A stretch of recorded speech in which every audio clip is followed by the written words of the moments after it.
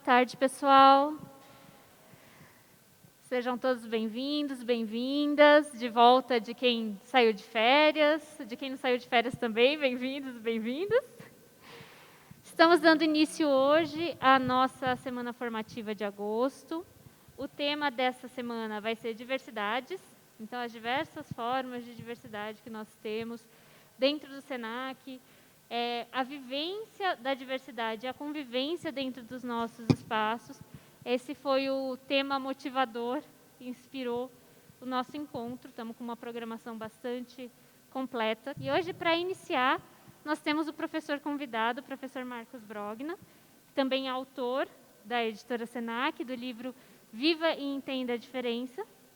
O professor Marcos é jornalista e professor universitário, leciona no Centro Universitário SENAC desde 2014 e é autor do livro e coautor da coleção Integra Mundo, de Linguagens em Ciências Humanas e Sociais Aplicadas, aprovado no PNLD, que é o Programa Nacional do Livro Didático. Ele é graduado e pós-graduado pela Faculdade Casper Libero e mestrando pela Unesp. Atuou por 15 anos no jornalismo diário, 10 deles como editor-chefe. Coordenou um trabalho contra o bullying de educação pela diversidade em escolas públicas da comunidade de Paraisópolis, que atendeu 1.200 alunos. Atua em grupos de estudos ligados à diversidade, inclusão, acessibilidade e comunicação pela cidadania. Seja muito bem-vindo, professor. Obrigado. Boa tarde, gente. Tudo bem? Primeiramente, obrigado pela acolhida. Eu não conhecia esse SENAC, muito lindo. Estou muito feliz de estar aqui. Vamos lá, falar um pouquinho de um tema. Eu queria começar dizendo que é um tema sobre o qual estamos aprendendo sempre, né? Então, não estamos aqui diante de alguém que vai falar sobre diversidade, que sabe sobre diversidade, e diante de pessoas que querem aprender sobre diversidade, de alguém que sabe tudo de diversidade. Isso não existe, né? Todos nós estamos aprendendo sobre esse tema o tempo inteiro. Principalmente nós que trabalhamos com educação, né? Todo mundo numa escola, todo mundo numa instituição de educação educa, né? Todos os funcionários, todos que estão na comunidade, né, aqui, educam de alguma forma. A gente não aprendeu sobre diversidade para educar, né? A gente não teve aulas de diversidade na nossa formação. A gente está tendo que aprender agora, né? E vamos aprender juntos. A ideia é que a gente faça um bate-papo para que juntos a gente possa aprender sobre o tema. E eu começaria perguntando para vocês, né, para nós todos, né, por que diversidade, né? Por que essa temática? Por que a gente liga a TV e está lá a diversidade, estão lá as bandeirinhas diversas sobre temáticas das mais diversas minorias, né? As marcas engajando-se no tema? Ou por que a gente, de repente, está aqui voltando, quem está voltando de férias hoje, olha lá a temática diversidade já no primeiro encontro? Por que será, né? Será que diversidade é moda? Será que diversidade é a pauta da moda? Um pouco também, né? Existem empresas que estão abordando essa temática, embarcando num certo modismo, né? Porque isso, obviamente, gera um interesse, gera um debate, né? E gera venda, né? E tem empresa que está fazendo isso apenas porque isso vende, isso gera um movimento de venda, né? Mas não é só isso, né? Diversidade é muito mais do que isso, é muito mais sério do que isso, né? Eu dei um Google na palavra diversidade esse final de semana passado, né? Em menos de um segundo, 125 milhões de links sobre o tema diversidade, né? Então, é um tema realmente que está bastante recorrente, né? A gente poderia começar falando sobre diversidade, abarcando a ideia do mercado de trabalho, né? Nós que estamos no mercado de trabalho, o mercado da educação, os nossos alunos que vão para o mercado de trabalho, não interessa a formação, né? Qualquer que seja a formação, não precisa ser em humanas, em qualquer área, né? O processo seletivo de uma grande empresa vai focar a temática da diversidade com muita certeza, né? E virou nota de corte, né? As melhores empresas hoje no mundo e no Brasil, né, elas têm perguntado sobre diversidade em seus processos seletivos, ela tem testado a gente nos seus processos seletivos, e quando percebem que há algum tipo de intolerância por parte do candidato diante de algum tipo de diferença, ele imediatamente é eliminado, porque as melhores empresas, as melhores vagas de trabalho não querem pessoas intolerantes no seu quadro, né? E aí, essa pesquisa é uma das maiores e mais recentes feitas sobre a diversidade nos mercados da América Latina, né? É da McKinsey, que é uma das maiores empresas de consultoria do mundo. Ela baliza muito o comportamento do consumidor de maneira global, né? E ela fez, em 2020, uma pesquisa abordando as empresas da América Latina, incluindo empresas brasileiras. Essa é a mais recente e mais ampla pesquisa que a gente tem sobre a relação entre diversidade e o mundo empresarial hoje, na América Latina, feita por uma empresa de nível global, né? O que ela traz? Se vocês mirarem ali o QR Code, tem o relatório completo da pesquisa, mas depois eu vou deixar essa apresentação aqui para vocês, fiquem muito à vontade, tá?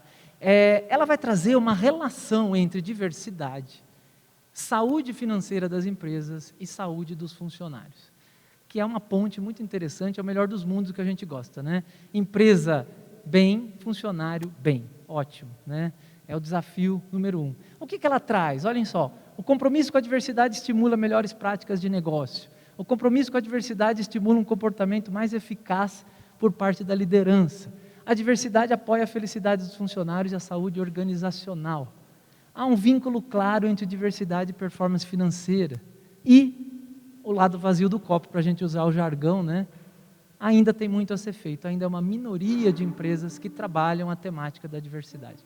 No Brasil, em torno de 10%, tá? 11% das empresas no Brasil têm mulheres em situação equiparada aos homens em cargo de chefia. Só 11%, segundo essa pesquisa, né? Outras diversidades têm números parecidos ou ainda até menores, tá? Outros grupos de minorias. Ou seja, está na faixa de 10% o percentual de empresas que trabalham de fato a diversidade. E o que é trabalhar de fato a diversidade no olhar desses pesquisadores? A empresa que não trabalha apenas da porta para fora, a empresa que não quer apenas mostrar que ela é diversa e que ela apoia o tema, mas a que trabalha da porta para dentro, desde os seus processos seletivos, até a forma como o funcionário tem um plano de carreira ali dentro, a forma como ele chega em cargos de decisão, né? E a maneira como ela trabalha toda essa integração entre as pessoas ali, né? Com grupos de representatividade, com atividades práticas de representatividade aos diversos grupos que existem ali dentro, né? A pesquisa abrangeu 700 empresas de capital aberto, Brasil, Chile, Peru, Argentina, Colômbia e Panamá, 3.900 funcionários, 30 executivos sêniores, num total de 60 informações abrangendo 60 mil funcionários. Temas que a pesquisa levanta na relação entre diversidade, políticas de diversidade e ganhos, né? Liberdade, colaboração, pertencimento, inovação, confiança, diálogo, criatividade, produtividade. Ou seja, trabalhar seriamente sobre diversidade não só melhora o pertencimento do funcionário, como também dá lucro. As empresas de ponta perceberam isso. Ok, esse é o resultado da empresa. Há um vínculo entre saúde corporativa, saúde dos funcionários, até porque felicidade é saúde mental. Depois da pandemia a gente percebeu muito quanto isso faz diferença na nossa vida, né? Sempre fez. Depois que a gente ficou encurralado em casa por 2 anos, a gente percebeu que isso é fundamental, né? Estamos discutindo muito saúde mental. Discutir diversidade também é uma questão de saúde mental, também é uma questão de respeito às pessoas, né? Porém, a gente vai olhar para a diversidade além do mercado de trabalho, né? Eu falo muito para os meus alunos, né? Você precisa saber de diversidade primeiro, porque você vai enfrentar um processo seletivo e vão te perguntar sobre, vão querer saber a sua posição diante das diferenças que vai haver ali no seu espaço de trabalho. Mas segundo, porque a diversidade está em você, porque a diversidade começa em você, e a diversidade está na relação que você tem com as outras pessoas, começando no café da manhã com a sua família, terminando na hora que você chega em casa, passando por todos os lugares pelos quais você vai estar, trabalhando, estudando, enfim, convivendo. Então tem a ver com viver e conviver. Falar de diversidade é falar de viver e conviver. E aí, opa, voltou. Esse exemplo aqui, né, é interessante para a gente pensar, saiu hoje, ai que bonitinho. Esse exemplo aqui, né, desse casal que a gente conhece bem em Portugal. Foi notícia ontem, matéria enorme no Fantástico, hoje estava em todos os sites de informação, né? A Giovana e o Bruno sofreram um caso em Portugal de racismo em relação aos seus filhos, né? E a matéria diz o seguinte, ó, a frase da Giovana, né? Sei dos meus privilégios, mas essa luta é de todo mundo, né? E aí, ela diz ali, ó, a mulher estava dizendo muitas coisas, entre elas, pretos imundos, voltem para a África, né?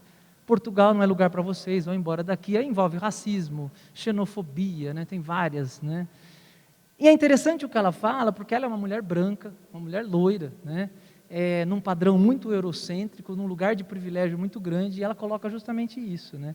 Ninguém esperava que eu, como uma mulher branca, né, uma mulher que tem vários privilégios, né, tomasse aquela atitude de esbravejar, de reagir à ação racista, né? E ela falou, a mulher jamais esperava que eu me voltasse contra ela, né? Então é interessante a gente pensar, né, a causa é de todos, né? Eu não preciso estar em grupos de minorias, né? E aí falando em termos de minoria social, nem todas as minorias são numéricas, né? A gente não precisa medir apenas com número. Mulheres e negros são maioria no Brasil, mas são minorias sociais, segundo o Muniz Sodré, que é um grande autor, né? Ele vai falar, você mede isso pelo lugar de representatividade, pelos lugares de poder que essas minorias têm na sociedade. Então, ela vai dizer, eu estou lutando por algo que é de todo mundo, que todo mundo deveria enxergar, né? E aí eu começaria, para a gente pensar um pouquinho nessa questão, com duas perguntas, né? A primeira delas, né? Onde está a diferença, né? A gente sempre tende a pensar que a diferença está no outro, né? A diferença, falar de diversidade é falar de diferença, o diferente, os diferentes, né? Quem são os diferentes? São os outros, né? Essa é uma questão para a gente pensar. A segunda pergunta é uma frase que a gente ouve muito, né? Ah, mas se vocês querem igualdade, por que vocês falam tanto de diferenças? Se todo mundo é igual, por que falar de diversidade? Por que falar de diferença? Todo mundo é igual. Vocês já devem ter ouvido essa pergunta, né? Ela é bastante capciosa e dá a impressão de que as palavras diversidade e igualdade são antagônicas.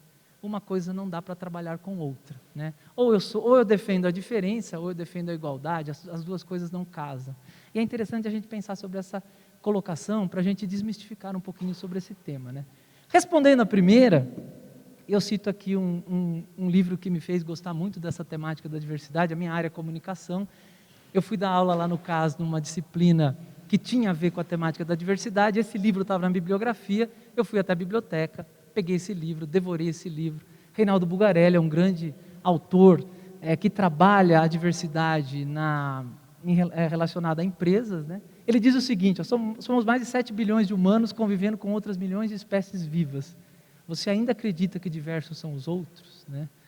A gente já precisa olhar para a diversidade não apenas entre nós humanos, a gente precisa olhar para a biodiversidade, né?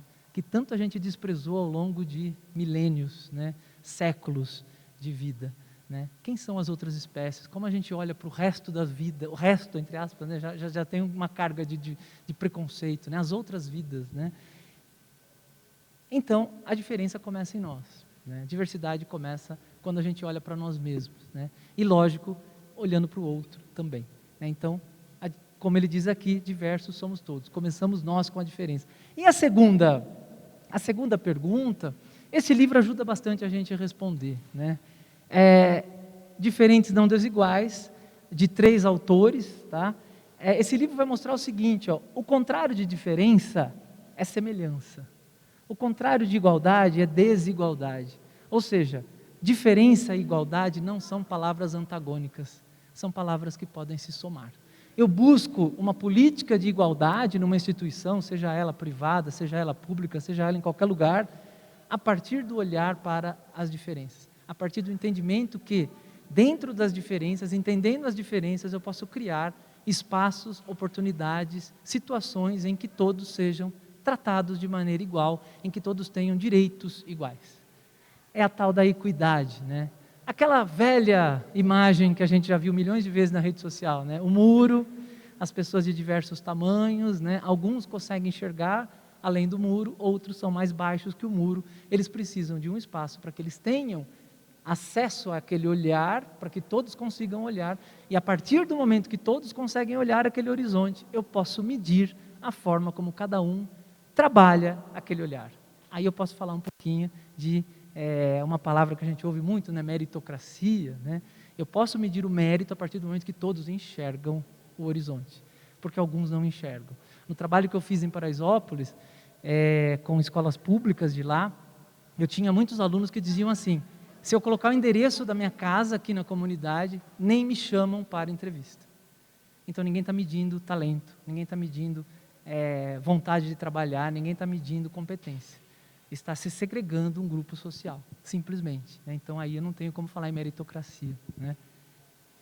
Estamos falando em respeito, né? E o que é respeito, né? O que seria respeito? Alguém já pesquisou sobre o que significa a palavra respeito?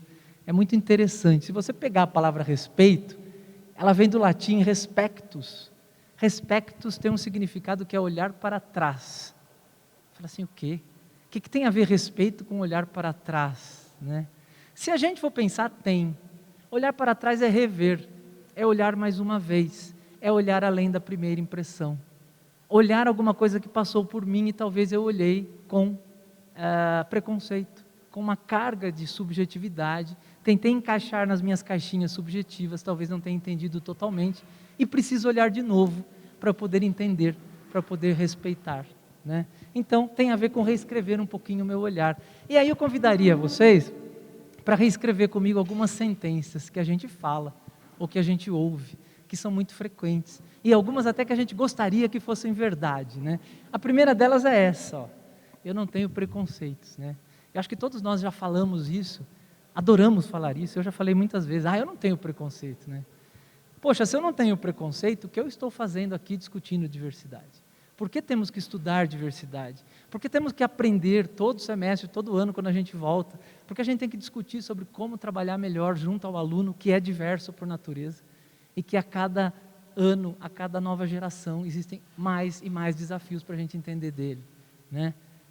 Então, essa questão é muito complexa porque todos nós temos preconceitos, todos nós estranhamos aquilo que nos estranha. Aquilo que eu não entendo, eu olhei um tipo de pessoa que para mim não faz sentido nenhum, que não cabe nas minhas caixinhas de valores, nas minhas caixinhas de criação, eu vou estranhar. E é natural que eu estranhe. Eu não posso me chicotear toda vez que eu estranho alguém. É normal que eu estranhe alguém que é diferente de mim. O que não é normal é eu transformar isso em ódio. Essa é a questão, né? Eu posso transformar estranhamento em aprendizado. Acabei de ver uma vida, um tipo de vida, um grupo social que eu não desconhecia completamente. Não entendo, não concordo, não gostaria de ser assim, mas respeito. Aprendi uma nova forma de vida, não preciso concordar nem imitar. Respeito. Ponto final, né? Então, todos temos preconceitos, mas temos a possibilidade de transformar preconceito em aprendizagem. E entender que a gente tem preconceito é muito importante, porque é o primeiro passo para a gente trabalhar o nosso aprendizado contínuo sobre as relações que a gente tem, sobre a melhoria das convivências que a gente tem.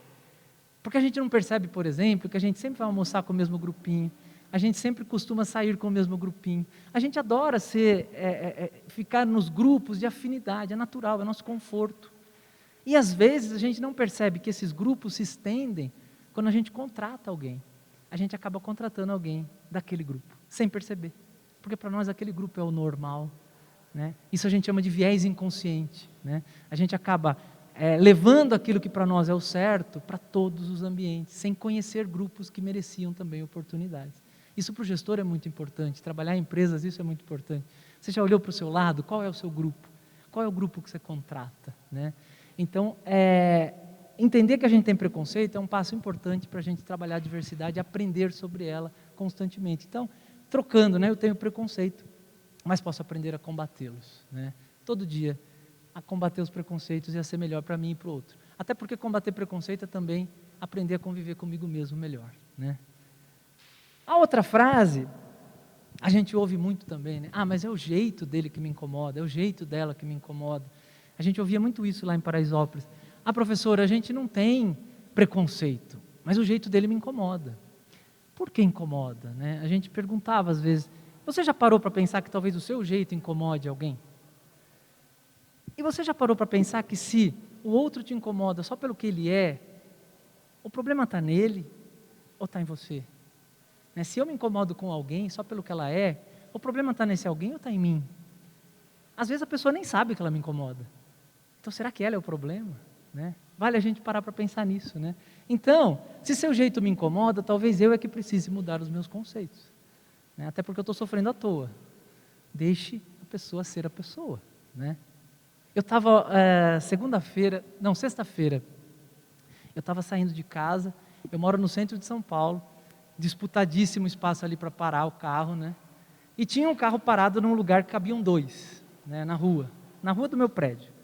E tinha um cara com um carrinho de uma operadora de celular, ele estava pedindo para o cara dar uma rezinha no carro, para ele poder colocar o carro na vaga que cabiam 2. O cara não queria dar ré. Ele falou, não.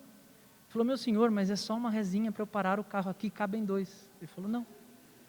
Aí eu comecei a pensar, o que faz uma pessoa achar que ela tem o direito de ficar no lugar de 2? Que ela tem o direito de eliminar alguém de estar parando o carro ali? Que ela tem o direito de achar que de repente aquele pedaço da rua é dela? E a gente reproduz isso milhões de vezes em diversas situações. Né? Não quero dividir com o outro. Né? O outro é o inferno na minha vida. A gente vai ver um pouquinho sobre isso também. Né? O inferno são os outros. Né? Essa aqui é a clássica, né? É só minha opinião. A gente ouve muito isso, né? Por que isso está tão disseminado? Aí falando um pouquinho da área de comunicação, que é a área que eu estudo, né? Todos nós hoje viramos um veículo de comunicação, né? Quando eu era adolescente, eu gostava de escrever, não existia rede social, eu fazia textinhos datilografados, mandava para o jornal da cidade, eu nasci no interior de São Paulo, e o jornal publicava, ou carta, ou artigo, né? Foi assim que eu comecei a gostar de comunicação. Hoje, todo mundo tem um veículo de comunicação no seu celular. Ele posta o que ele quer. Né? E aí, as fontes viraram uma coisa complexa para nós. O que é a fonte dessa informação? Quem falou? De onde você tirou isso? Isso é minha opinião. O Sol é quadrado. A Terra tem formato de rosquinha. É só a minha opinião. Né? E nós que trabalhamos com ciência, nós que trabalhamos com educação, o que é opinião? Opinião é um direito fundamental de todo mundo ter, né? É uma visão subjetiva sobre algo que existe, sobre algo factual, sobre uma verdade científica, sobre uma verdade factual. Inventar alguma coisa, distorcer alguma coisa, ameaçar alguém não é opinião. Né? Essa é a questão. A gente precisa partir do pressuposto de que o que é opinião? Opinião é um direito que eu tenho de pensar sobre algo que existe de fato e que eu não posso distorcer aquilo que já existe para falar que é opinião.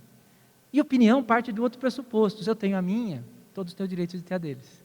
Então, opinião não existe uma só, né? Existem várias. Então, para eu ter a minha, eu tenho que respeitar as dos outros, né? Então, ódio, intolerância, ameaça, segregação não são opinião. Essa aqui também é clássica, né? E foi só uma brincadeira, né? Você não entendeu, eu estava brincando, né? A gente ouve muito isso, fala muito às vezes, né? Mas eu só estava brincando. Você não entendeu, e isso é muito perigoso de falar, né? Você não entendeu. Às vezes para nós é brincadeira, o nosso grupo social, nós somos formados num grupo que para aquele grupo aquilo é brincadeira, mas de repente você se depara com outro grupo para o qual não é brincadeira, aquilo ofende. Ofendeu alguém, deixou de ser brincadeira. Quando você ofende alguém, deixou de ser brincadeira, não é falar assim, você não entendeu, é eu não entendi que essa brincadeira é para o meu grupo. E esse meu grupo tem que aprender que isso não é brincadeira. Né? Diante de um outro grupo, isso virou ofensa. Eu tenho que aprender que eu preciso parar de brincar assim, porque isso não é brincadeira. Então, brincadeira é quando todo mundo ri. É quando todo mundo está em estado de graça. Né? Opa, não roscou aqui. Brincadeira, é quando todos acham graça. Tá? Aí já dei um spoiler aqui da próxima, né? A última, gente, ele não é normal, né? O que é normal, né? Mas aquilo não é normal, aquela pessoa não é normal. Vocês já viram no supermercado shampoos para cabelos normais? Ainda existe esse nominho nas embalagens de shampoo. Está lá na gôndola do supermercado, shampoo para cabelos normais. O que seriam cabelos anormais? Né? Porque se você pressupõe que existem cabelos normais, existem cabelos anormais. Como eles seriam? Né? Vale a gente pensar. Então aí, para fechar, citando o Caetano Veloso, né, de perto ninguém é normal. Eu adoro essa música do Caetano, porque na verdade o que o Caetano está dizendo é o seguinte: de perto todo mundo é diferente. De perto todo mundo, na sua diferença, é normal. O normal é ser diferente. Até dentro daquela nossa panelinha que a gente adora, todos nós adoramos, né, existem diferenças, que às vezes a gente não percebe. E que quando a gente descobre, fala, nossa, eu não sabia que aquela pessoa era assim, né? É uma surpresa, né? Então, de perto somos todos diferentes, e que bom, isso é normal, né? E aí, já que estamos falando de normalidade, normatividade, né? Vamos fazer uma outra reflexão juntos aqui. Fiquem muito à vontade em falarem, gente, não quero fazer um monólogo, depois a gente vai bater um papo, tá? Mas se quiserem falar alguma coisa durante a apresentação, fiquem à vontade, por favor. Até porque estamos aprendendo juntos sobre o tema. Uma outra provocação para a gente pensar juntos. Quem é o outro para nós? Eu trouxe alguns autores aqui para a gente refletir sobre quem é o outro, tá? Como que a gente enxerga essa instância chamada outro? A outra pessoa, a pessoa que divide com a gente a sala, a bancada, a sala de aula, a sala de trabalho, a mesa do café da manhã, a cama, qualquer outro lugar, né, de convivência, até porque a gente convive, né? Será que o outro para nós, trazendo um pouco do Jean-Paul Sartre, é o inferno? O Jean-Paul Sartre tem aquele velho jargão que todo mundo já repetiu milhões de vezes, né? O inferno são os outros, né? E onde ele escreveu isso, né? Se você for pesquisar, onde está isso na obra do Sartre, né? Para fazer o livro, eu corri atrás dessa frase, eu queria trazer esse pensamento, eu fui tentar descobrir aonde o Sartre escreveu isso. Na verdade, ele escreveu isso numa peça de ficção, é uma peça de teatro que ele escreveu, que foi traduzida no Brasil para Entre Quatro Paredes. E nessa peça, o Sartre conta a história de 3 pessoas que morrem e vão para o inferno. E no inferno não existem diabinhos, fogo, tridente, nada daquele imaginário que a gente tem de infernal, né? No inferno existe uma sala fechada, sem espelho e sem janela. Essa é a sala do inferno do Sartre. O que ele vai trazer? Essas pessoas foram condenadas a se verem umas nas outras. E aí ele vai trabalhar a ideia, logicamente, de que quando eu não consigo construir a minha existência, entendendo que o outro faz parte dela, para mim, os outros são um inferno completo. E às vezes eu sou o inferno dos outros também, né? Essa é uma questão.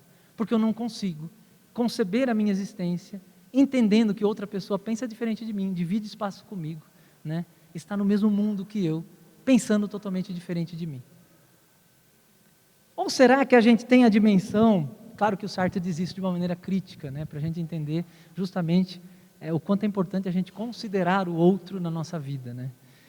Ou será que a gente vai lá para o Vygotsky, né? A gente que é educador adora o Vygotsky, né? O Vygotsky vai dizer, eu não sei nem dizer quem eu sou se eu não usar a régua do outro, né? Como é o corpo do outro, como o outro pensa, como o outro age, quais são os hobbies dos outros, para eu medir a minha existência. Eu só sei me definir se eu pensar nos outros. Meu modelo de corpo, meu tipo de pensamento, se eu não pensar no outro, eu não me defino, né? O outro é a medida do eu. Será que a gente tem essa dimensão, né? Será que a gente consegue ter essa dimensão? Outro autor é o Francis Wolff. Tem um livro muito legal do Francis Wolff que se chama Civilização e Barbárie. Lá dentro tem um artigo em que ele vai fazer uma reflexão sobre o que seria civilização e barbárie em pleno século XXI, né? Ele vai lembrar que lá na Antiguidade Clássica, Grécia, Roma, quem eram os civilizados? Né? Quem é da área de história aqui vai poder me ajudar. Os civilizados eram as civilizações, os grupos, os povoados que tinham mais dinheiro, mais tecnologia, mais exército, mais condição estrutural. E os bárbaros, os outros, os estrangeiros. A invasão dos povos bárbaros no Império Romano, né? O Império Romano, o Império. Os outros, os bárbaros, né? O Wolff vai fazer um convite para a gente para repensar essa situação. Ele vai dizer o seguinte, em pleno século XXI, com a natureza gritando diante da nossa atitude diante dela, né? Em que a gente ocupou vários espaços e está precisando entender novamente a nossa relação com o meio, né? Bárbaro é aquele que não só não consegue conviver com o outro, como tenta eliminá-lo. Civilizado é aquele que entende o outro como parte da sociedade. Ele faz esse convite para a gente. Civilização não tem a ver com tecnologia, Civilização tem a ver com convivência. Civilização tem a ver com a capacidade de eu me conectar com os outros diferentes e criar uma sociedade de diálogos em que o diálogo olha para a diferença, né? Vocês já perceberam que está cada vez mais difícil a gente criar espaço de diálogo na sala de aula, em que a diferença é colocada? Tem gente que confunde diálogo com concordância, né? Diálogo também é discordância. Aliás, a discordância faz parte de qualquer dialética. A discordância é respeitosa. Não é a discordância que eu quero eliminar a opinião do outro e, se de preferência, eliminar o outro por ter aquela opinião, né? E aí vamos para Paulo Freire, né? Paulo Freire, um autor brasileiro, ele vai além, ele vai dizer que o outro é pedagógico. Eu aprendo com o outro o tempo todo, até com aquele outro, com o qual eu não concordo em nada. Tem um livro dele, um livrão dele, que na verdade foi compilado pela mulher dele, são artigos, entrevistas que ele deu. Depois da morte dele, a mulher dele organizou esse livro chamado Pedagogia da Tolerância. E ali ele vai trabalhar um conceito, eu nunca gostei muito dessa palavra tolerância, mas ele trabalha um conceito de tolerância legítima, ou tolerância genuína. Ele vai dizer o seguinte: a tolerância genuína é aquela em que, diante de uma pessoa com a qual da qual eu discordo completamente, eu aprendo. Eu não concordo com você, mas eu aprendi com você. Aprendi até uma maneira de não querer ser. Então o outro me ensina sempre na sua diferença, né? O outro é pedagógico, na visão do Paulo Freire. E por fim, dentro dessas expressões, né, trazendo um pouco do Paul Ricoeur, que é um autor da comunicação estética, né, um autor francês, ele vai dar aquele tapa na cara importante para nós, né? O outro está em mim, né? Como assim o outro está em mim? Nós somos uma somatória de outros na construção da nossa personalidade, na construção do que somos, socialmente, pessoalmente, né? Até aquele outro que a gente acorda irritado com ele, está em mim, porque eu coloquei ele dentro de mim. E talvez ele nem saiba disso. Ele está em mim. Eu construí o meu olhar a partir dos olhares dele.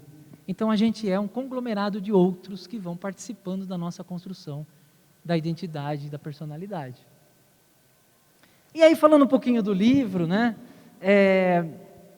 Esse aqui é o... Se quiserem passar, esse é o livro. Ele tem 43 histórias, né? 43 histórias de vida, porque a ideia foi falar de diversidade junto com a diversidade. Não foi fazer um monólogo sobre o que o Marcos pensa da diversidade, o que o Marcos estuda sobre a diversidade. Foi tentar dialogar com pessoas, com histórias de vida, né? E aqui a gente tem uma líder indígena, essa primeira ali, né? A Gerá Guarani, uma líder indígena, numa tribo lá na zona sul de São Paulo, que não tem a figura do cacique. É um grupo, é um conselho de indígenas, é uma mulher que trabalha a liderança desse conselho, né?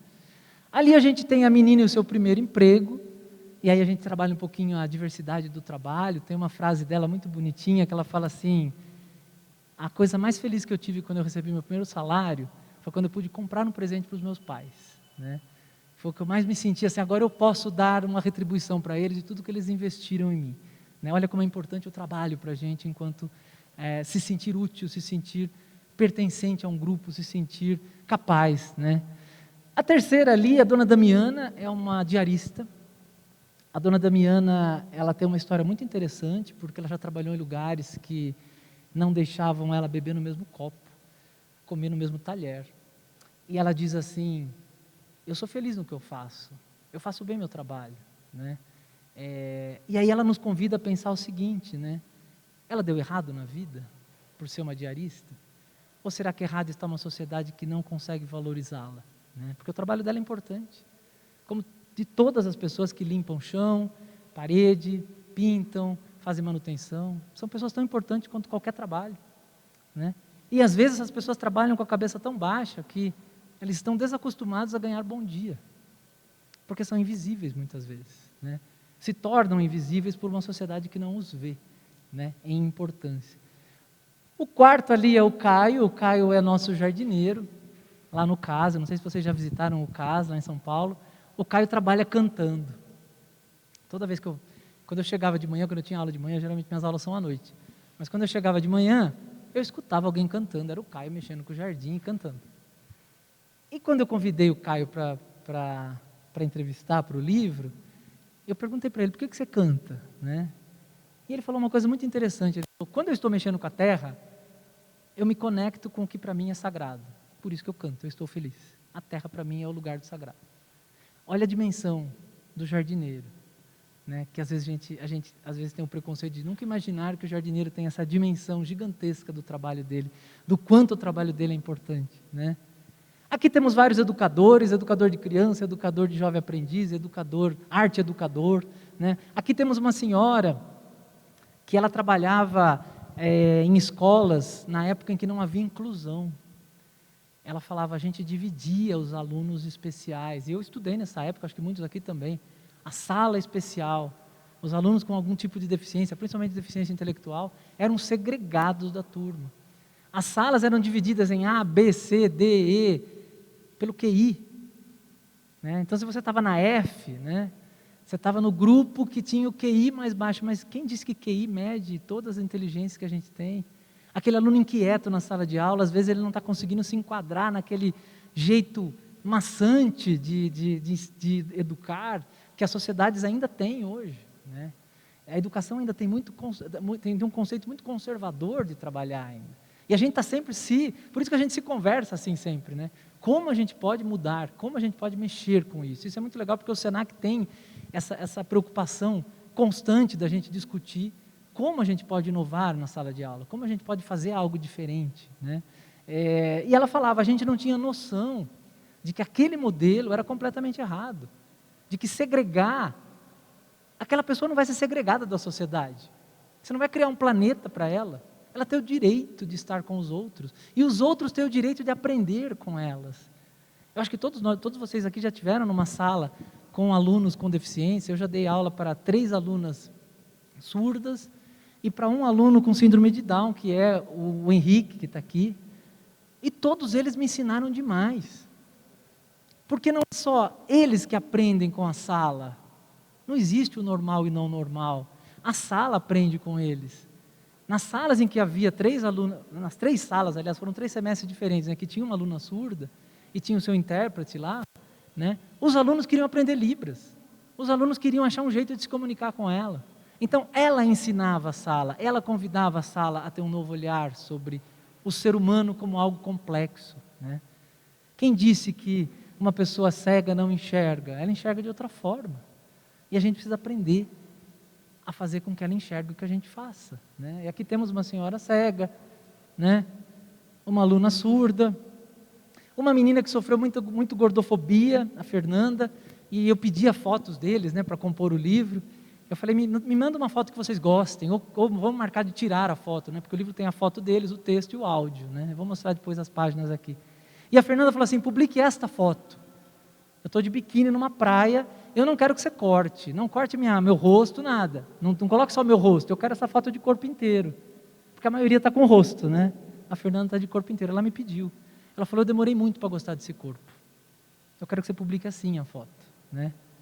Aí temos mulheres que passaram por situações de abuso, temos uma menina negra, que ela falou, eu demorei 18 anos para deixar meu cabelo sem alisar, nada contra alisar, mas eu fazia isso de forma forçada, para me parecer normal, beleza normativa, e eu tive medo quando eu deixei o cabelo natural, tive medo de ir para o metrô, tive medo de sofrer algum tipo de preconceito. Né? Temos um refugiado, o Jean diz assim, a gente só quer viver, a gente é gente, né? Os seus pais, os seus avós, os seus tataravós não migraram também, né? Nós não somos frutos de andarilhos do mundo, né? O que eu tenho de errado? Né? É muito interessante a visão dele, eu só quero viver.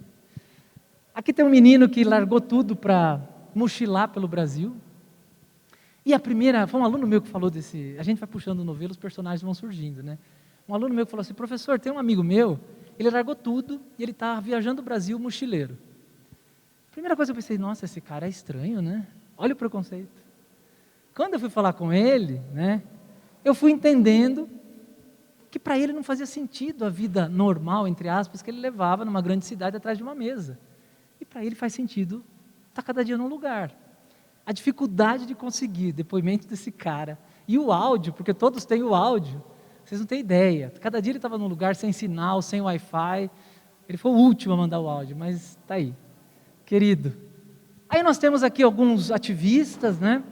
Ativistas pelo meio ambiente, ativistas de animais, ativistas de pessoas com deficiência, né? Tem uma mãe de um menino autista, tem religiosos, uma cristã, uma budista, um umbandista, o Jorge da Hora, que vocês devem conhecer, que é um querido, né? O Jorge da Hora é nosso chefe de cozinha, né? Todo o Senac adora o Jorge da Hora, que tem um trabalho lindo de extensão, que trabalha comida de santo, que ele une as matrizes africanas, né? E o significado do alimento como sagrado, né? Como um significado de fé, né? Aqui tem o Vinícius criou aquele projeto de SP Invisível. Foi um projeto que começou na igreja que ele atuava, né? O pastor da igreja disse que se irritou com o tanto que ele ficava nas redes sociais, mandou eles saírem para as ruas tirarem fotos com o celular. Vamos tirar fotos das realidades, né? Ele percebeu que nas fotos aparecia muita gente morando na rua. E aquilo começou a incomodá-lo. E ele começou a querer falar com essas pessoas. Ele foi ouvir as histórias. Ele criou uma rede social, tem no Instagram, chama SP Invisível, é um projeto, né? E ele traz histórias de moradores de rua. Histórias incríveis, histórias tocantes, né? E ele falou, eu tive que me deparar com os meus próprios preconceitos, porque eu olhava para eles com preconceito. Eu questionava por que eles estão daquele jeito, por que eles estão ali. Quando eu comecei a ouvir por que eles beberam, por que eles usaram alguma coisa que para mim é totalmente errado, mas eu comecei a entender que, apesar de errado, o que eu faria no lugar deles? Como eu agiria? Né? Como a sociedade não olha para eles? É interessante, né? Aqui temos uma senhora já idosa, a questão do preconceito com idosos, né? E continua trabalhando, já é aposentada. Então, a ponta do trabalho, o primeiro emprego, e o trabalho já aposentada, né? Como o trabalho também tem as suas questões de diversidade, né? Aqui nós temos as questões também de identidade de gênero, né? Tem uma menina trans, tem um casal trans, tem a Ariadne, que é uma menina trans, que ela teve até participação naquele Falas de Orgulho da Globo, e ela tem uma história muito, muito triste, muito pesada. Ela sofreu um estupro, ela pegou HIV, ela quase morreu, enfim. Hoje ela é uma pessoa que trabalha na UNAIDS, na ONU, e felizmente ela superou isso, e hoje ela é um exemplo inspirador. Mas muita gente não supera, o livro não tem a intenção de ser história de superação, porque isso é um pouco chato, né? A gente achar que a gente tem que superar tudo na vida. Não, tem coisa que a gente não supera e ponto. A gente tem que entender que tem pessoas que não têm a chance de superar, né? Isso é um olhar de diversidade também. E a Ariadne foi assim, eu peguei o texto dela, né? Quando eu recebi o áudio dela, eu estava na casa da minha mãe no interior, quando eu ouvi a voz dela contando aquela história que eu já conhecia, eu comecei a chorar, de tão forte que é o depoimento. E aí caiu a ficha do quanto é importante trazer no livro QR Codes para se ouvir os personagens, né? Para a gente poder ouvir as suas vozes, né? A ideia é trabalhar uma constante relação entre o eu e o outro, né? O livro traz citações de pensadores na primeira parte, vocês estão folheando ele aí, né? Bem numa visão meio internet, palavras grandonas e tal, né? Mas ali eu tive que pegar exatamente onde estava cada citação, né? Até para que, olha, gostei dessa frase, gostei dessa autora, quero ler, que livro que está isso, eu quero ler um pouco disso, esse pensamento eu não sabia que essa pessoa tinha, esse pensador tinha, né? Então são 26 citações, 26 conceitos, né? Conceitos como o que é diversidade, o que é inclusão, o que é lugar de fala, o que é trazendo seus autores, obviamente, né? Depois são 43 histórias de vida e 43 contextos dela. Então a líder indígena vai falar sobre a sua realidade e eu vou trazer um contexto da realidade do indígena no Brasil a partir de pesquisa, aí entra um pouco do jornalista, de pesquisar o contexto e a linha histórica, até porque somos seres frutos de um processo histórico, né? Então aí entra a história do grupo, né? A ideia do livro é nunca você abrir e ter o Marcos falando, né? A ideia é que sempre esteja o outro de um lado e eu do outro lado, né? Sempre um diálogo. No começo com citações de pensadores, depois com personagens, histórias de vida. Então, a ideia é que nunca haja um monólogo. A ideia é que a gente converse sobre diversidade com pessoas ou com pensamentos de pessoas que já se foram, pessoas que estão na nossa história de alguma maneira. né? Então, do lado esquerdo, só os outros, do outro lado, eu estou lá, e o QR Code em todas as páginas, né, para se ouvir. É um audiolivro, todo livro está em áudio, todo livro está em possibilidade, audiobook, né? Cada dupla de página tem um QR Code. Diga.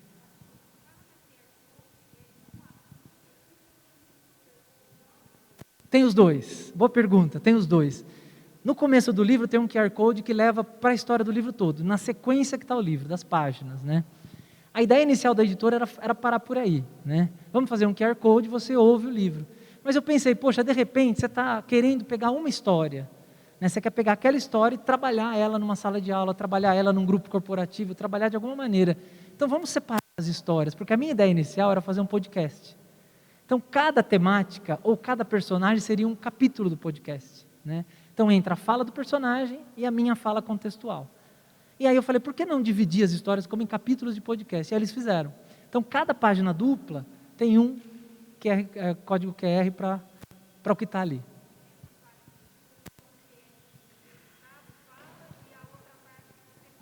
Isso, exatamente.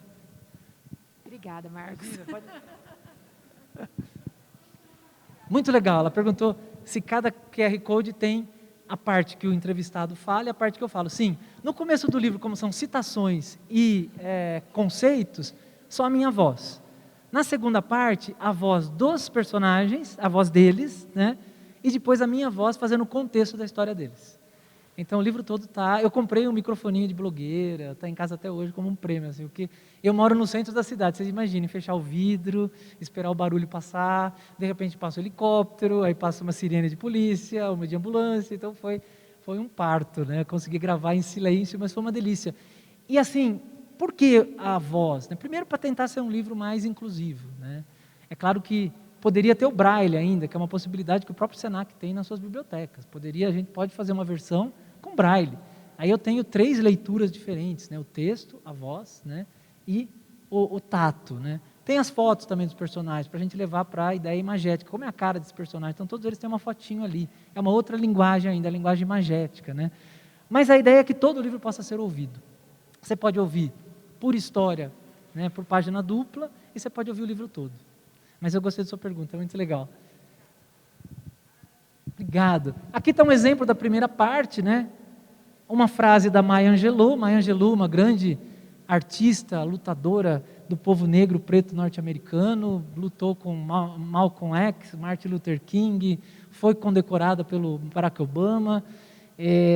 Ela tem um livro chamado Carta à Minha Filha. E ela, na verdade, ela está falando com todas as mulheres, né? Ela fala para a filha dela, mas ela está falando com todas as mulheres. E ela tem uma frase que é linda, né? Tente ser arco-íris na nuvem de alguém. Então tem ali a frase dela, depois eu vou trabalhar um conceito. Nesse caso o conceito é respeito, né? E aqui tem o QR Code. O QR Code vai ter eu falando a frase dela, contando um pouquinho sobre quem é ela. Aquele textinho ali explica quem é a Maya Angelou, uma breve biografia dela, né? E embaixo, no asterisco, de onde eu tirei essa frase, em que livro está essa frase. Gente, eu quis colocar uma frase do Galileu Galilei, né? Que a verdade ela não é medida pela quantidade de pessoas que acreditam nela. É uma frase muito forte, muito importante, né?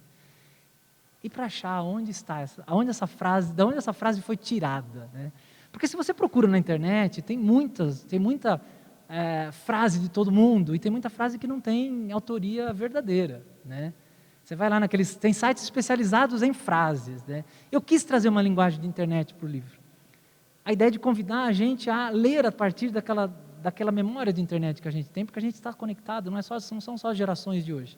Nós estamos conectados. Aliás, nós somos geração de hoje, nós estamos vivos, independente da nossa idade, né? Não é o meu tempo é hoje, como todo mundo.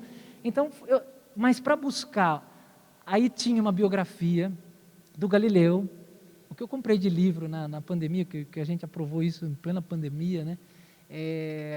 O que eu comprei de livro no Kindle para ir atrás dessas fontes, né, que eu queria trazer esses pensamentos, tem um livro de uma biografia do Galileu em que é citada essa ideia, né, dele. Então aí está lá, quem quiser saber mais, tem uma biografia dele que conta sobre várias coisas sobre ele, né? E a segunda parte, o personagem, né, e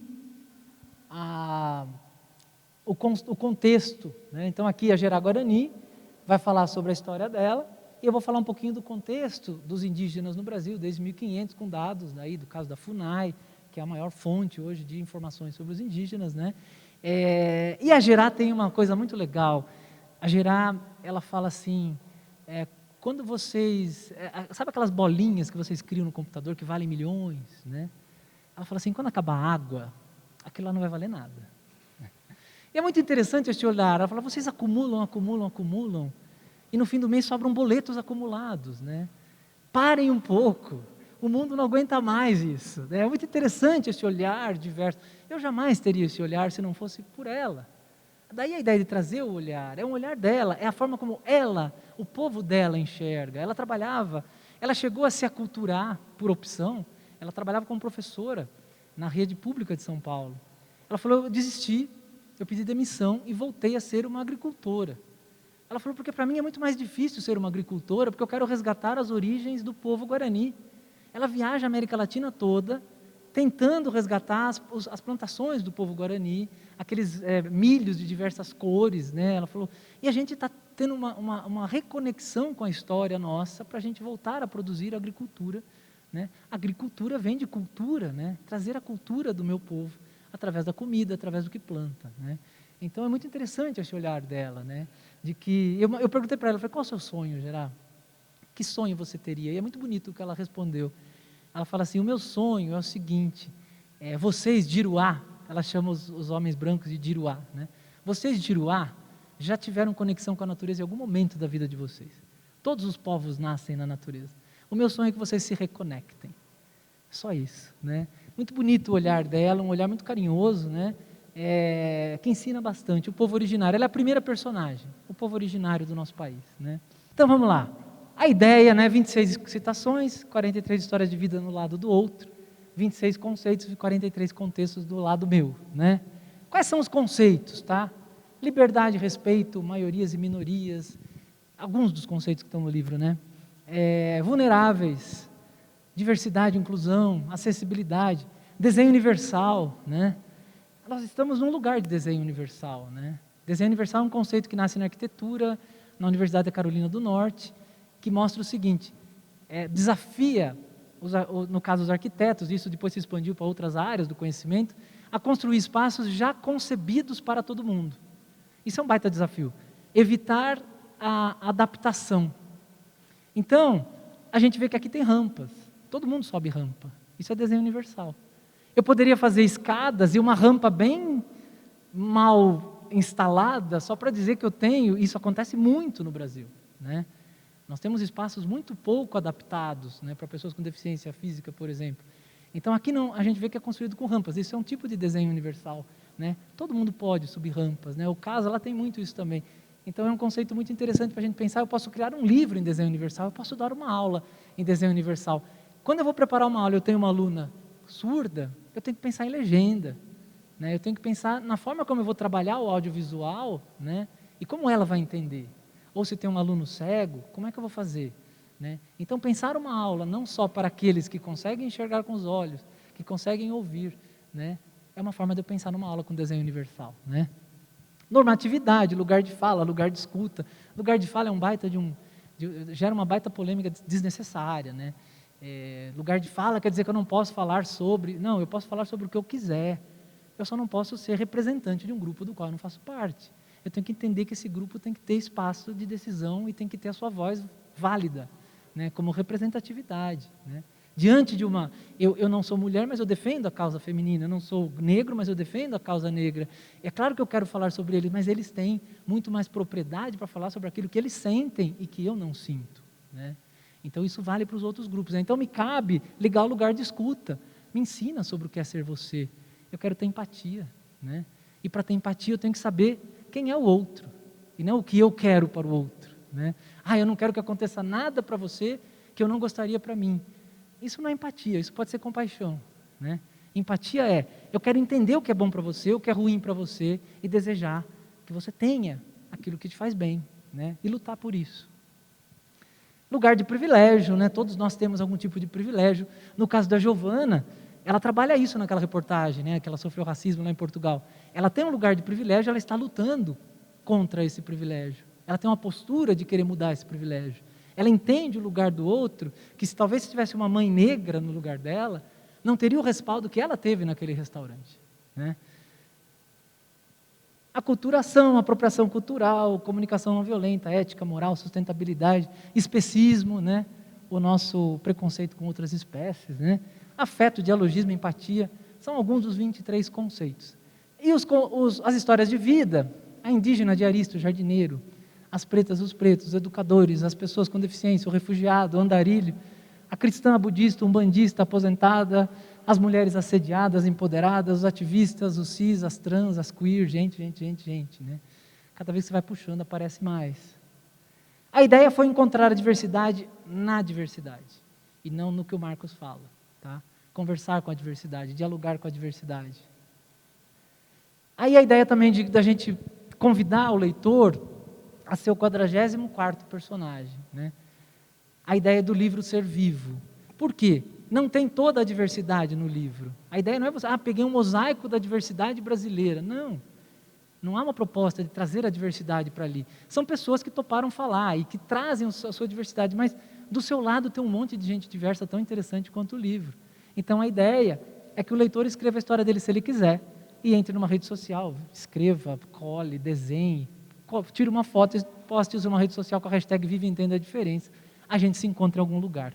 A ideia é que o livro seja um movimento, que ele continue convidando pessoas a contarem sobre suas histórias e sobre a sua diferença. Tá? E eu sou o 45º personagem, eu não quis me apresentar na orelha do livro, porque todos os personagens estão muito mais em mim, né, do que antes. Todos os personagens me ensinaram e eu trago a minha história depois da composição deles.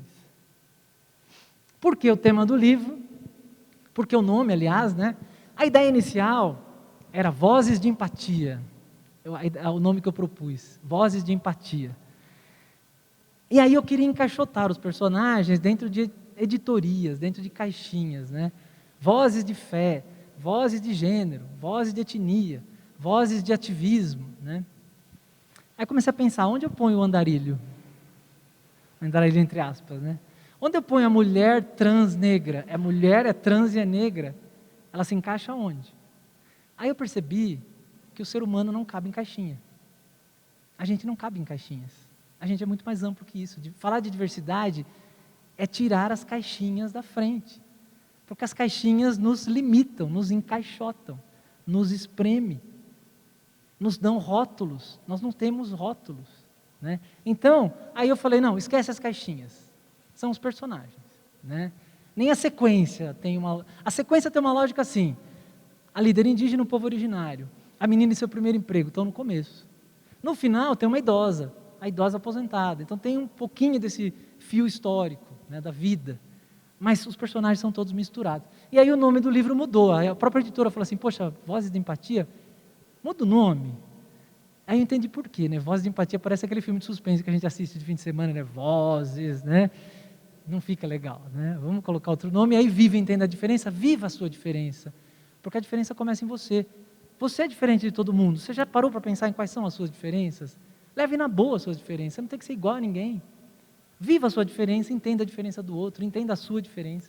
Viva a diferença como uma forma de alegria, viva a diferença. Mas entenda a diferença para vivê-la. Porque a diversidade é algo que a gente aprende sempre. Então entenda a diferença para vivê-la, a sua e a dos outros. Essa foi mais ou menos a ideia do livro, né? E olhe para o seu lado, né? Não feche o livro falando assim, entendi o que é diversidade e o que são as diferenças. Não. Fui provocado a olhar para o lado. Essa é a ideia, né? Fui convidado a olhar para o lado, entender que tem tanta diferença interessante que pode fazer diferença na minha vida, né? E aí, para refletir, finalmente, depois a gente vai para um bate-papo, aí a gente tenta ver se passa os áudios, né? São curtinhos. Para refletir, eu trouxe aqui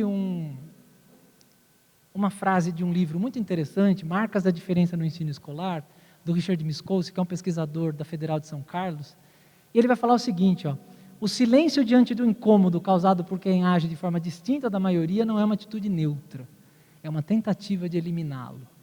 O que ele vai dizer com isso? Não existe neutralidade quando eu estou diante da segregação. Se eu vejo um caso de bullying, se eu vejo um caso de segregação, se eu vejo um caso de preconceito e falo assim, eu vou ser neutro e não vou fazer nada, eu já não estou sendo neutro. Eu já tomei o lado do agressor. Eu vou deixar isso acontecer e não vou tomar atitude nenhuma. Isso não é neutralidade. Outro dia eu estava em casa, 3 horas da manhã, eu moro num apartamento, um prédio de 22 andares, trocentos apartamentos por andar, e começou uma briga no meu vizinho. Uma gritaria, bateção de parede. Eu liguei lá embaixo na portaria, e eu pensei antes, eu falei, eu vou reclamar que eu não estou dormindo, eu preciso dormir, eu vou trabalhar amanhã. Mas não é só isso. Eu tenho que reclamar porque tem alguém que pode estar correndo risco de vida aqui do lado. Então, se eu falar assim, dane-se, vou botar um fone de ouvido, um tapa-orelha aqui e vou dormir. E se amanhã tem uma polícia técnica na porta do vizinho? Eu fui neutro? Não fui, né? E será que se eu estivesse no lugar de algum deles, eu não ia querer ser olhado por alguém, né? Então não existe a neutralidade diante da diversidade. A minha postura é em defesa do ser humano. Seja ele de qual grupo for, qualquer segregação é ruim. Se eu quero ser respeitado, eu tenho que respeitar. E se eu quero um mundo melhor, eu tenho que ajudar a construir esse mundo melhor, essa é a ideia. Né? Olhando para quem sofre mais. Existe um grupo de diversidade que está mais nas estatísticas, que precisa ser olhado primeiro. Mas todo mundo é diversidade. A ideia do livro foi trazer como um tema normal, natural. Diversidade é normal, diversidade não tem que ser polêmica, diversidade não tem que olhar para aquele grupo apenas ou outro grupo. Diversidade é todo mundo. Diversidade é todo mundo que faz parte de um grupo chamado humano. A vida é diversa, né? Por natureza. E aí a pergunta, né? E nós com isso, né? Como que a gente se depara diante dessa provocação do Richard Miskolci, né? Nós como educadores, nós como profissionais de uma escola, de uma entidade educacional. Como a gente se posiciona na construção de um mundo melhor? Felizmente, muito felizmente, a gente trabalha numa instituição que tem a diversidade como um pilar muito forte.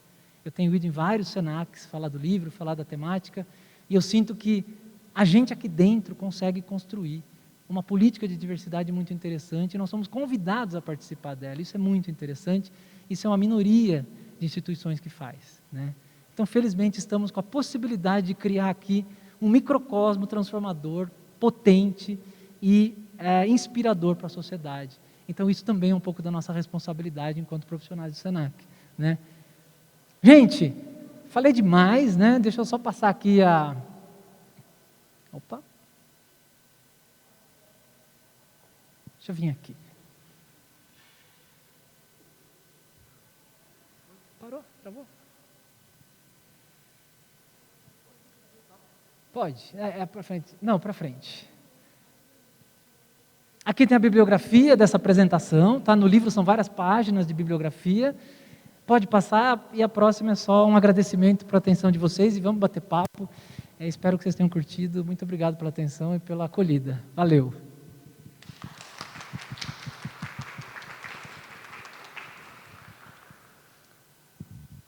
Agora vamos lá, vamos passar então.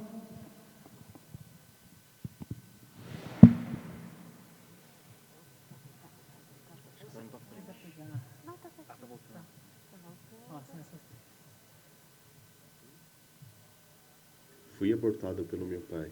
Isso não me aflige, porém deixou imensas lacunas na minha vida. Eu, um homem de 31 anos, filho de nordestina, nascido e criado na periferia de São Paulo. Tenho uma pele branca e os traços negros. Sou a maior tradução da farofa de miscigenação que é este país. Cresci em meio à violência doméstica dos meus vizinhos, assassinatos cotidianos na minha quebrada, às margens de um córrego que servia de esgoto, abandonado pelo Estado. Eu não tinha acesso à cultura. A biblioteca da escola sempre de portas cerradas. Opções de lazer, somente o campo de terra batida. Só tive acesso aos equipamentos culturais, cinema, teatro e museu, depois dos 15 anos. Minha mãe e meu padrasto trabalhavam para que tivéssemos dignidade e comida na mesa. Fizeram o melhor que podiam. Na minha família, eu não tinha referência de escola. O ápice era concluir o ensino médio e conseguir um trabalho. Tudo colaborava para que eu fosse mais um marginalizado da sociedade. Mas eu consegui superar todas essas adversidades e me libertei das correntes da alienação imposta.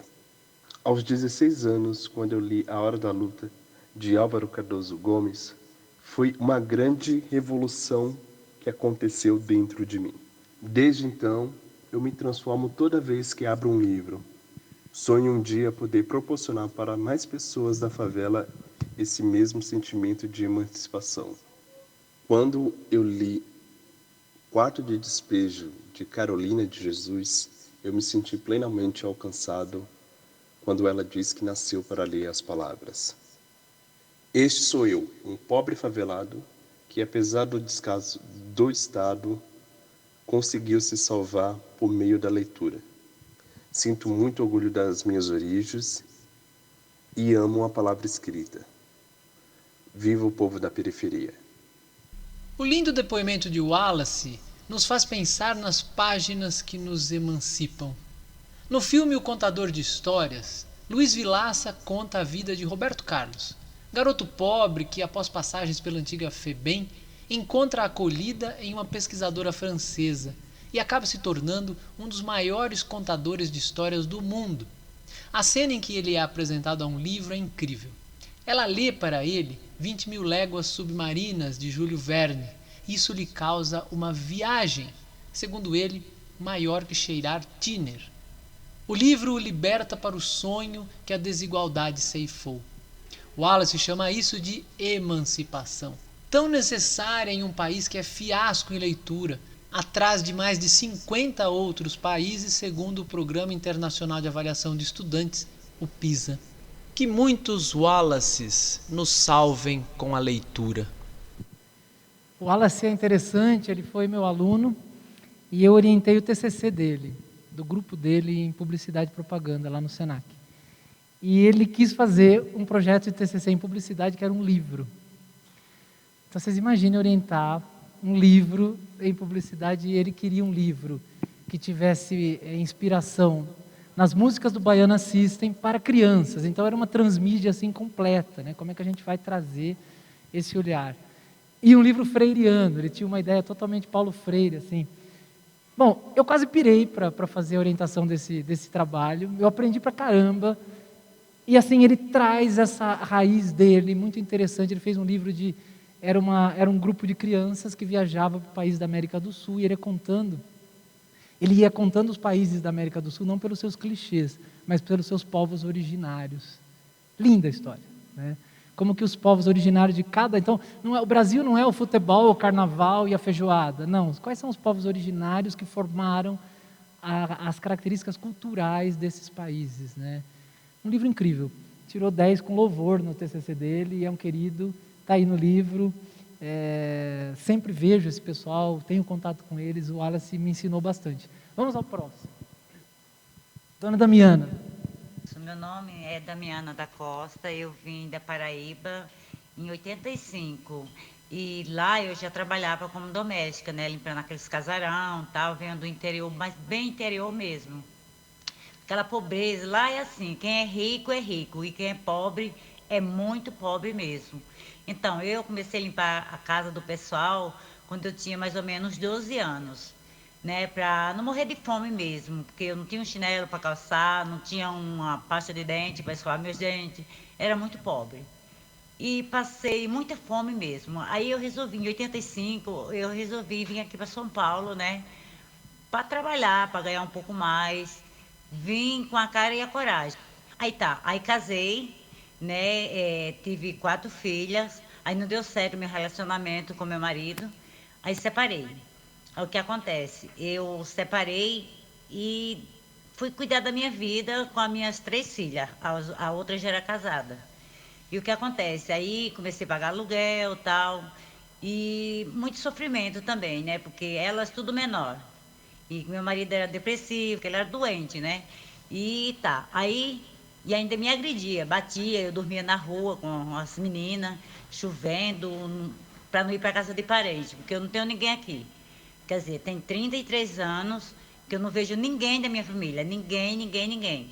Tá, aí fui pagar aluguel com as minhas 3 filhas. Só levei elas 3. Aí comecei a pagar aluguel. O que eu fiz? Eu mobilei uma casa, de tudo que precisa numa casa. Fui fazendo carnê. E mobilei a minha casa. Hoje, com a graça de Deus, eu não devo um centavo para ninguém. Aí casei de novo, hoje estou bem. O nosso serviço Tem gente que não dá valor. Tem uns que dá, outros não. Tem rico que quer pisar. E aí eu estava na sala limpando o tapete, aspirando o tapete dela, e ela falou assim: cuidado com esse tapete, porque senão se você manchar esse tapete, você vai trabalhar o resto da sua vida e você não vai conseguir esse tapete. Essa mulher me humilhou muito. Tipo assim, você é pobre. Você não pode. Eu não tomo água nos copos dela, eu não como com os talheres dela. Entendeu? Porque ela não admite. Então, eu acho isso um absurdo. Entendeu? Ela separar o meu talher, o meu prato, minha xícara. Entendeu? Eu não concordo. Mas fazer o quê, né? Minha profissão, tem gente que fala assim: eu tenho vergonha de ser diarista, ser empregada doméstica. Eu não. Eu falo com orgulho. Eu falo no ônibus, eu converso com as pessoas. Você faz o quê? Eu falo: eu sou diarista. Eu não estudei, mas sou feliz. Eu sou uma mulher muito feliz. Eu ganho meu pão de cada dia, é honesto. Faço o meu serviço com prazer, né? E sou feliz por isso. O depoimento de Dona Damiana nos faz pensar em trabalho e na invisibilidade de muitos trabalhadores no Brasil. Dona Damiana é uma mulher que deu certo na vida, pois escolheu a dignidade como caminho. Errada está uma sociedade incapaz de lhe tratar à altura de sua dignidade e da dignidade de trabalhos como o dela, feitos por pessoas que muitas vezes parecem invisíveis aos olhos de boa parte dos que ganham seu pão com o intelecto. Um estudo realizado pela consultoria Mercer, feito em 130 países e divulgado em 2018, aponta que um funcionário de alto escalão no Brasil chega a receber 34 vezes mais que seu colega operacional. Na Alemanha, esse abismo cai para apenas 7 vezes. Os números escancaram um Brasil onde ecoam os 3 séculos de escravidão que marcaram nossa história. Nós precisamos enxergar as Damianas. Mais um? O último, gente. A Débora, que é uma colega nossa, trabalhou lá no CAP. É Damiana. A diversidade entrou na minha vida aos 12 anos, quando sofri um acidente e fiquei tetraplégica. De um dia para o outro eu não movia pernas e braços. Foi o fim? Não, um recomeço. Tive que aprender como funcionava esse corpo desconhecido e me redescobrir. De um lado, eu, com tanto a aprender, nem tive tempo para viver o luto pelo corpo perfeito, perdido. De outro lado, minha família, que apesar de todo o sofrimento e dúvidas, não me deixou esmorecer. Foi assim que aprendi que ser diferente é normal e que talvez por isso eu não me enxergo como deficiente, mas como alguém que tem algumas limitações. Deus fez todos assim. Foquei na minha reabilitação por 8 meses e depois tive que recuperar toda a 7ª série em 3 meses e só consegui com o apoio da minha família, professores, amigos. Me dediquei aos estudos, quis fazer faculdade, trabalhar e fiz. Não me considero um exemplo de superação, como muita gente diz. Não me sinto nem mais, nem menos, mas é como dizem. E de repente a vida te vira do avesso e você descobre que o avesso é o seu lado certo. Acho que esse é meu caso.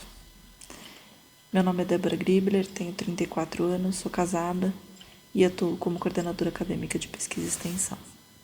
O depoimento da Débora me fez pensar em busca, resiliência e esperança. E eu me lembro de uma citação de um grande mestre: se eu sou um ser inacabado e inserido num permanente processo de busca, eu não posso buscar sem esperança.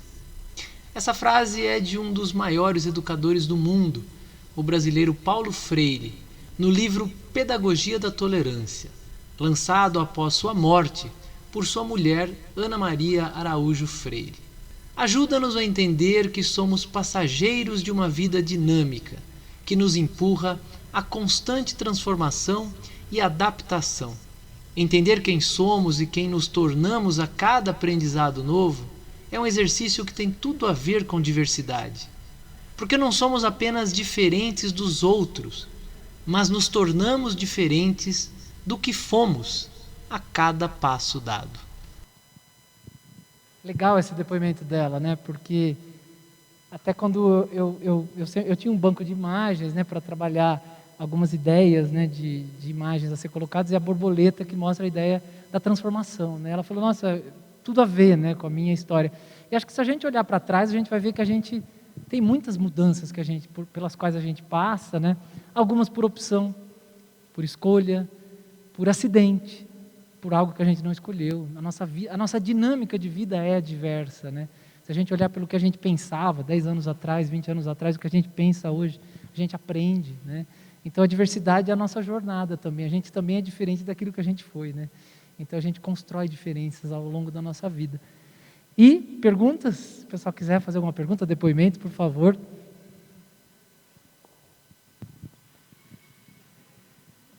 Marcos?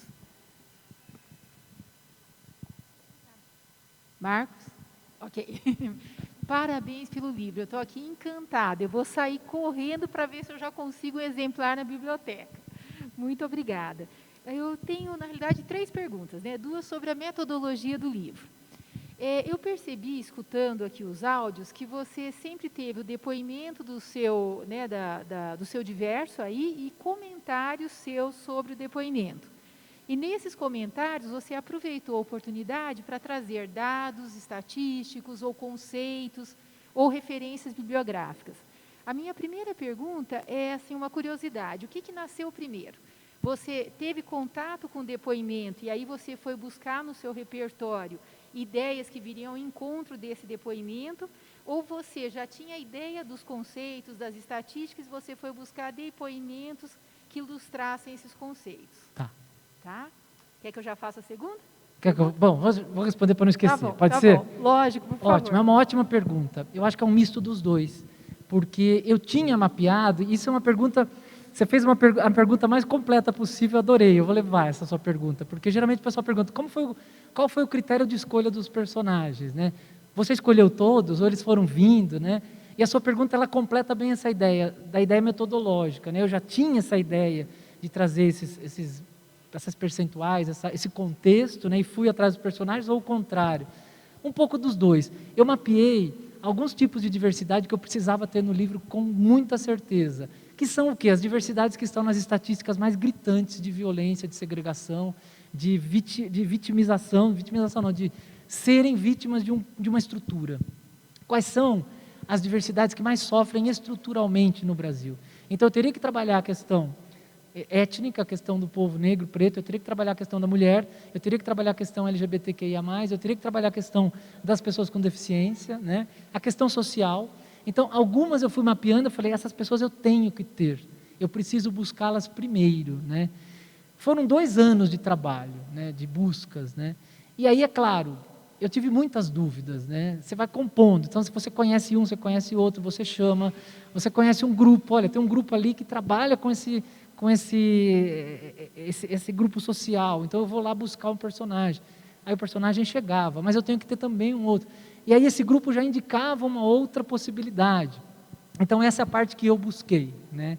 Porque esses grupos eu precisava ter. Os religiosos, eu preciso ter alguma representação de religiosos que topem falar um pouquinho também. E aí outros vieram de indicações. Eu troquei muito com os meus alunos quando eu estava construindo a obra, né? Eu falei muito com eles que eu estava escrevendo e tal. Por exemplo, o mochileiro, o que mochila pelo Brasil, foi um aluno meu que falou, eu conheço um cara que mochila pelo Brasil, ele largou tudo e ele é feliz assim. Você interessa com a história dele? Eu comecei a pensar, por que não? Né? Eu quero ouvir a história desse cara. E aí ele entrou numa ideia assim, da gente pensar, o que é felicidade? Existe um padrão? O que é sucesso? Né? Faz a gente pensar no que é sucesso. Né? Sucesso é só eu ficar atrás de uma mesa com um monte de títulos, né? O que é a ideia de ser feliz, né, no que eu faço? Né? Ele resolveu trilhar um caminho que muitos diriam que é loucura. Ele é feliz. Então, eu acho que é um misto dos dois. Um pouco eu busquei, porque eu tinha que ter, e outros chegaram e foram uma grata surpresa, porque aí eu comecei com a ideia da caixinha. Eu preciso pôr em caixinhas de diversidade que eu tenho que falar sobre elas. Né? Quando chegaram os outros personagens, me deram um tapa na cara, falando assim, não existe caixinha para o ser humano, o cara acorda. O ser humano é diverso por natureza, e é isso que eu acho que mais me ensinou ao trazer personagem para o livro. Não sei se eu respondi a sua pergunta. Não, respondeu sim. Inclusive a segunda é até uma continuação dessa primeira. Você comentou na sua fala que você entrevistou essas pessoas. E agora, no produto pronto, o livro, você vê relatos, depoimentos. Então, aconteceram os dois momentos. Primeiro você entrevistou e depois você pediu que eles escrevessem um relato. Eles que escreveram, eles fizeram o áudio, você transcreveu o áudio. Como que foi essa dinâmica de entrevista para relato? Sim, foram entrevistas no começo, então uma conversa para explicar o que é o livro. Mas assim, aí entra o jornalista, né? O jornalista escreve a partir de histórias de vida com as suas palavras, né? Eu tentei fugir um pouco disso.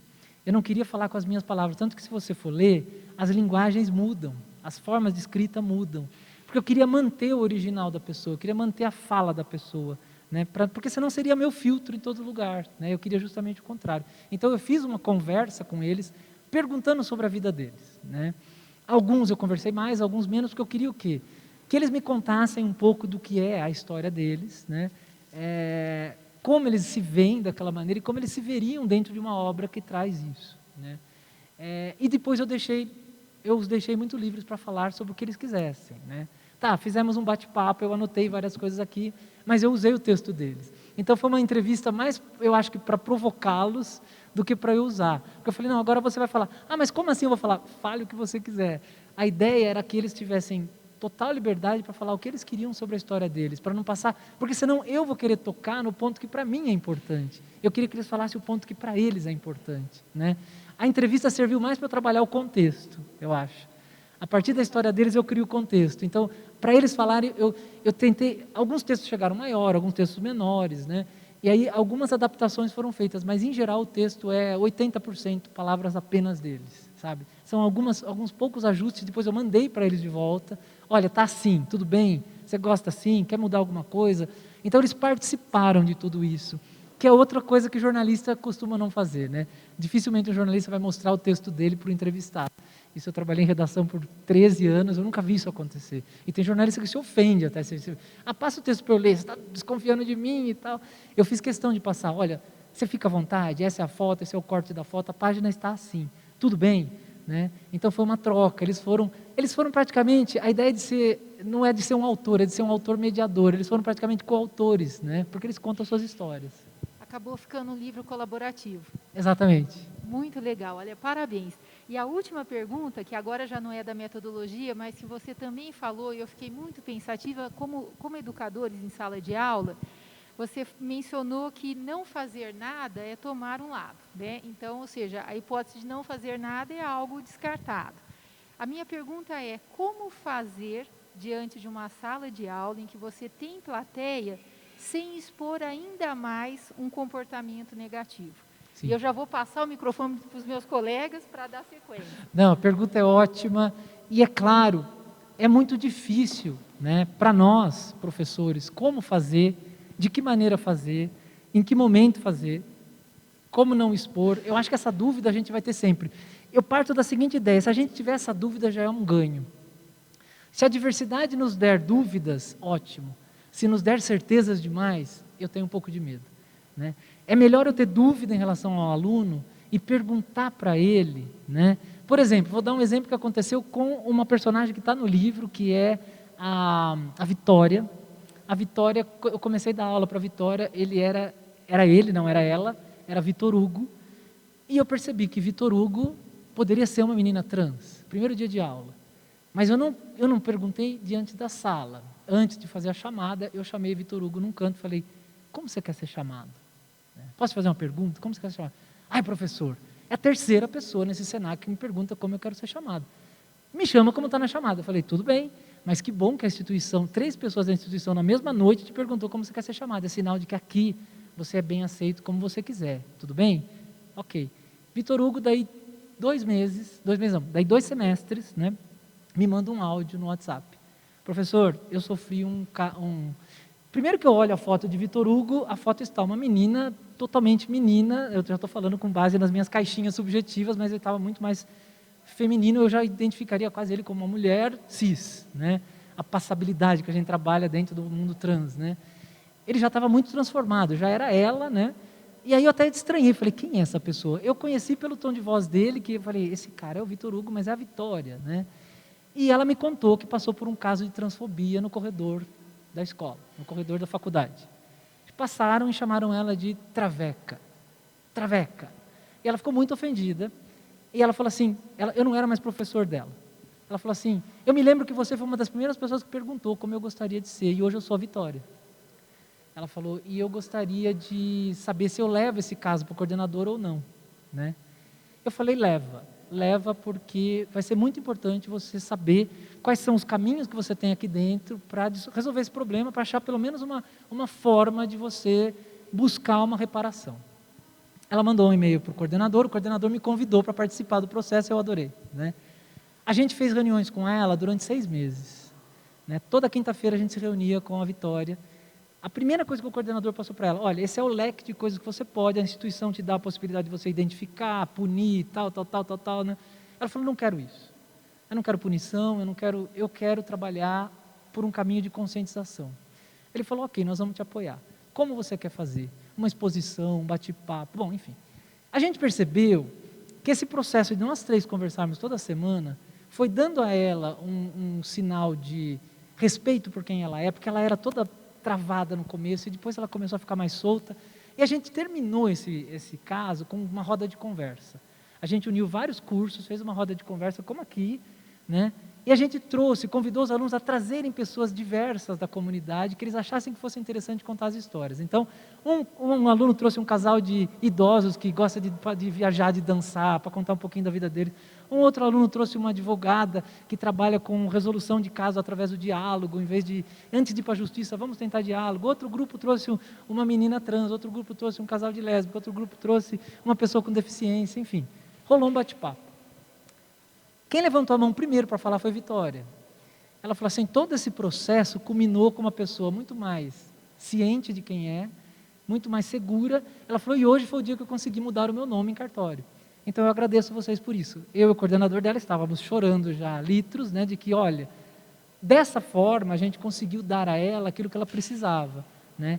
Apoio, suporte, empoderamento, pertencimento, você é você. E ela esqueceu o agressor, né? Ela não queria, o foco dela não era o agressor, o foco dela era ela se resolver. Agora, todo caso é assim? Não. Né? Cada caso é um caso de uma briga, como é que eu vou intervir numa briga? Né? Em Paraisópolis rolava muito isso. Né? Tem uma briga, se eu entrar no meio eu apanho, eu tenho que ter alguém que me ajude a trabalhar, existem várias maneiras, eu acho que não existe uma resposta certa.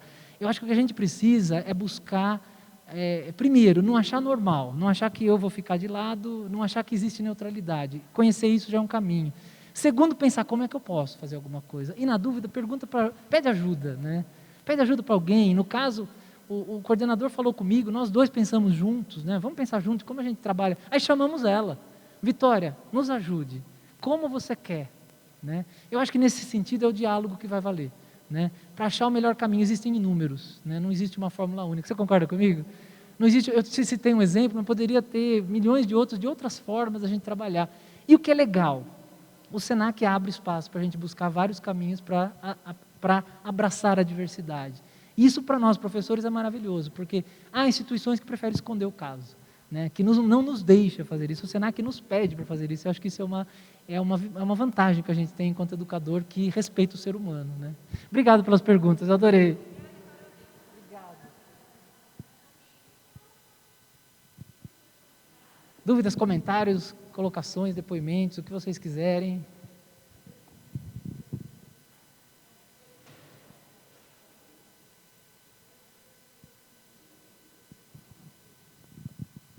Bom, professor, então agradecer sua fala. Pessoal, para dizer para vocês também que esse livro vai ser distribuído para vocês, tá bom? Cada um vai ter um exemplar, só não teve agora, porque esgotou na Bienal, foi um sucesso, a gente pediu para a editora falou só para a segunda quinzena, porque o livro está esgotado.